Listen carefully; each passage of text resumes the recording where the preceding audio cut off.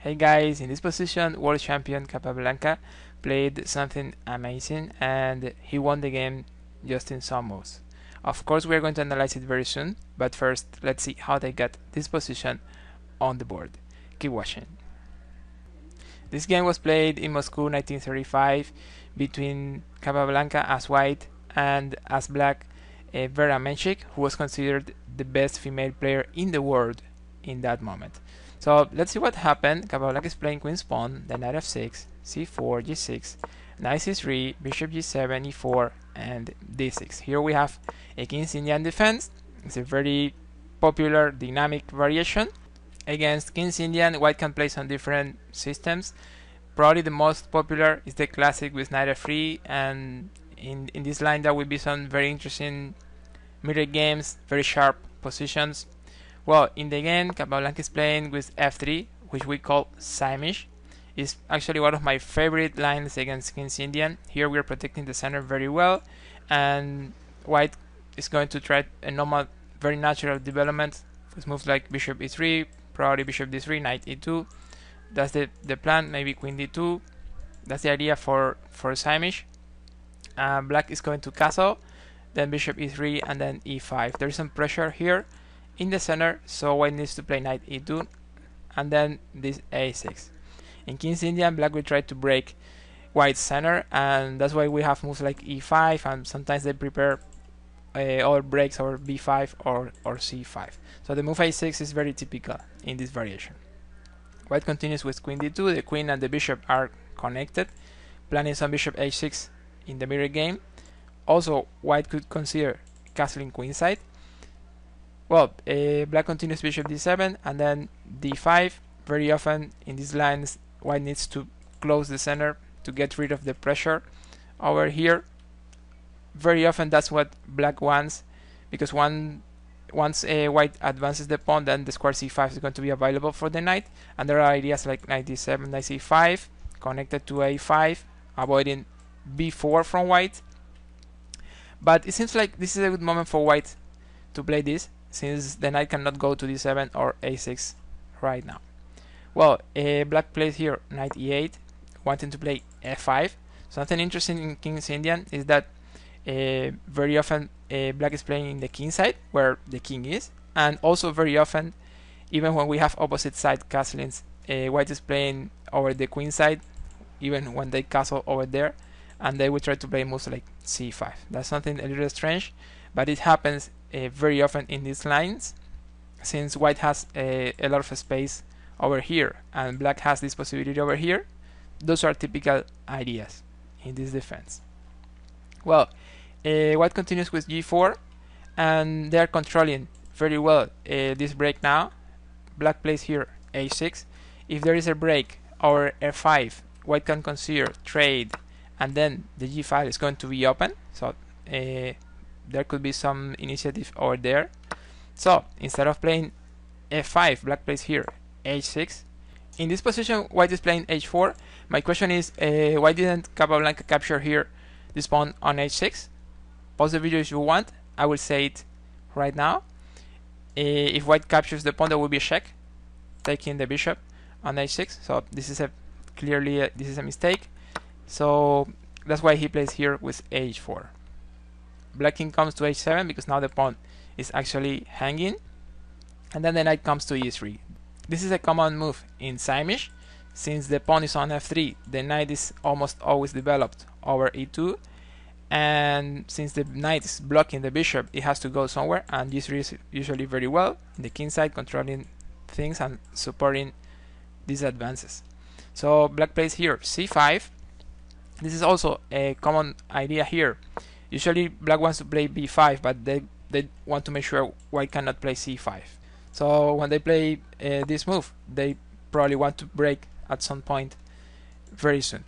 So white continues with a normal development, bishop d3, and then queen a5, supporting this break over here. Then queen e2, controlling b5 again, and rook h8. The position is a little complicated for black here. It's not clear how they can put the pieces to play. The bishop cannot move too much, and the knight cannot be developed right now. And they are really passive. So not sure what Vera was planning when she played rook h8. Probably she was considering some idea escaping with the king at some point. White continues here with a3, and then queen d8 and b4. Capablanca wants to make sure he's controlling also the queen side. Now white is taking the pawn here on c5, so black needs to play b6, and then there is this move queen b2, then bishop c8, and now king e2. Definitely white king is better in the center than in the queen side or even in the king side, so he just plays king e2 here, connecting the rooks.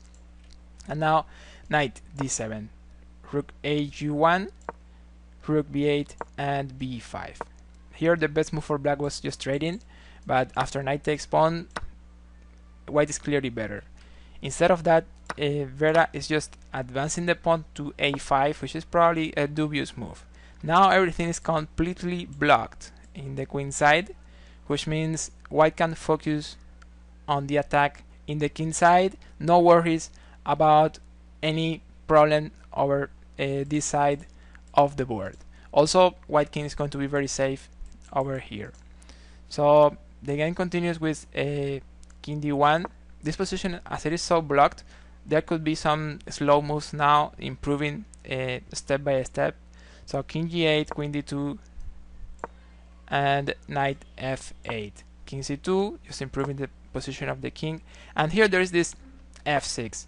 Probably this move is another small mistake here. Usually we don't move pawns in the side where our opponent is attacking. That's like a principle for the mirror game. And actually after this move, the break g5 is going to be much better. Notice without this f6 it was not so easy for white to open lines. After some h5, black could be playing g5, everything is closed. After some g5, black plays h5, all the files in the king side are still blocked. But now after f6 is different, because now there is a break for sure. So f takes, h takes, and h5. And this is the position we had at the beginning of the video. Here Capablanca played a really nice, interesting move. If you want, pause the video and try to find it. I will say it right now. The move Capablanca played here was this strong knight f5. The idea is that it's really complicated for black to accept the sacrifice, because after this capture then pawn takes pawn, and there will be advances over here.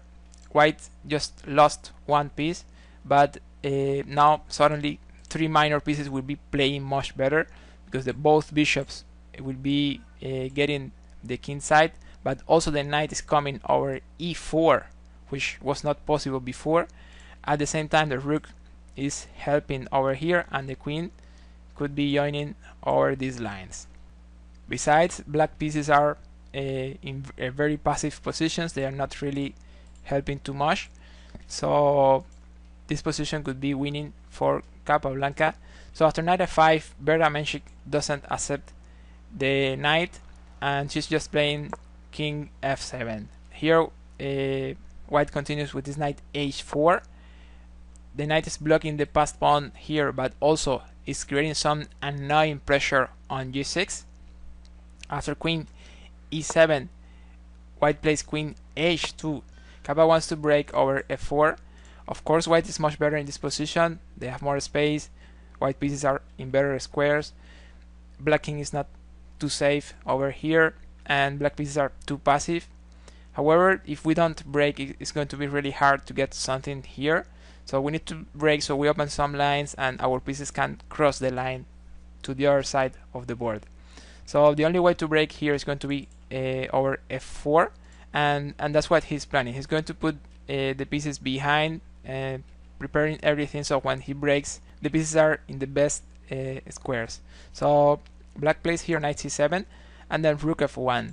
The king has to go out of this line, and then f4. As we said, breaking, opening lines for these pieces over here. Something interesting with this break is that usually when we have this structure and we play f4, we are weakening this square e5. However, black doesn't really have a way to get advantage of that. Usually when the knight is on d7, they can play moves like this. but in this position the knight has to be on f8 protecting g6, since our knight is on h4 attacking that pawn. So this break f4 is much stronger, since our knight is there putting pressure on g6, and black cannot take advantage of the square e5. So after e takes, bishop takes f4, now we're getting d6. The best move for black in this position was bishop e5, and then Capablanca could have traded and played rook f6, getting d6, also getting g6. This position is winning, but probably Vera could last some more moves in that variation.